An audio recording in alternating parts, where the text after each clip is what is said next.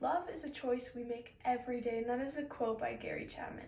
It's so important because we don't view love as a choice. In fact, we make it seem as this fairy tale thing that magically happens. We just fall in love. And why are we not to? I mean, society portrays it as this thing that just magically happens. In movies, TV shows, they magically meet at a coffee shop, they magically fall in love, no flaws, just perfect romance.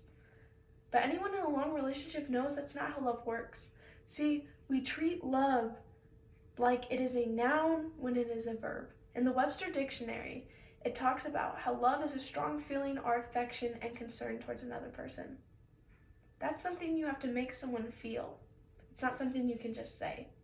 And there's different ways. In fact, there's 5 different love languages that can help people express how they want to be loved and how they love other people. How does this relate to you? How does this relate to me? You're probably thinking, well, I don't need to know this.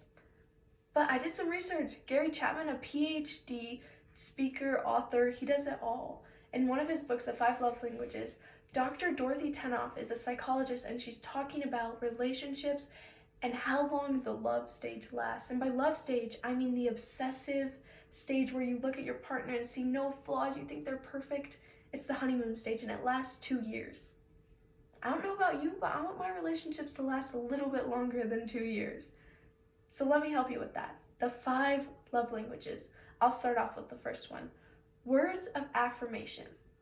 See, words of affirmation is kind of how it sounds. It's making someone feel appreciated and wanted with words. So that's like going up to someone and being like, I really appreciate that you do this. I'm really proud of you for this. It's physically telling them what you like and how they make you feel. Putting it on paper, putting it in words, no matter what, it's just telling them and expressing how they make you feel and how much you appreciate them. The next one is quality time. This one can kind of be twisted. See, you could spend an hours upon hours with someone, but if you don't make them feel like it's quality time, and if you don't make them feel like you want to be there, then it means absolutely nothing to them. So if that's you, that's probably your love language. If you like people hanging out with you for solid time and making you feel wanted, that's probably you. The next one is acts of service. This one's really common. Who does not want people to do stuff for them out of nowhere? See, some people's main thing of love is surprises, or people straightening up the house for them, or doing their laundry for them out of surprise, or dropping off a drink. It's just surprising them with little things that they would have had to do, but you go ahead and do that for them because that's how much you love them.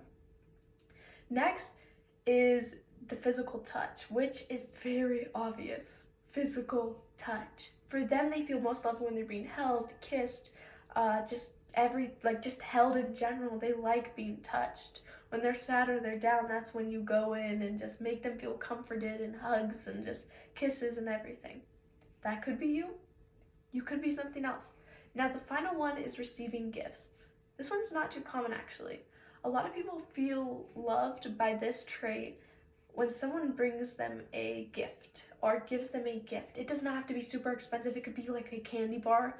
It just shows that throughout the day you thought of them enough to get something that they truly liked. So it makes them feel like, hey, like, they thought of me today and they got me something I like. That makes me feel really loved. See, these are all different ways. A lot of people have a combination of them all. But knowing how you like to be loved is so very important. So how are these used in present and future relationships? See, most partners do not have the same love languages, and we're not mind readers. You can't just magically be like, he likes to be loved like this because I think that. That's not true. A lot of times you have to sit down and have the conversation. See, in Essential Communications, a textbook, it talks about the golden rule, and it says treat people how you want to be treated. But what do you do if they like to be loved a different way than you like to be loved?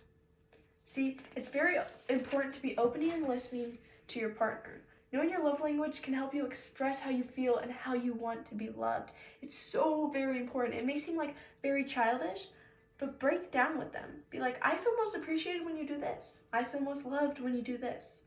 Who doesn't want to know that they made someone else feel loved? I know for sure I do. That's very reassuring.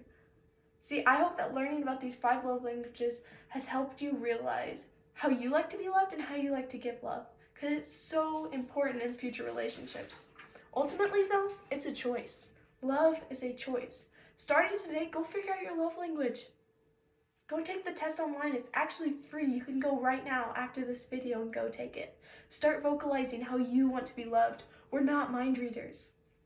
See, explore the love, because trust me, it will help you in the long run. You got this. Let's start making love a verb and not a noun.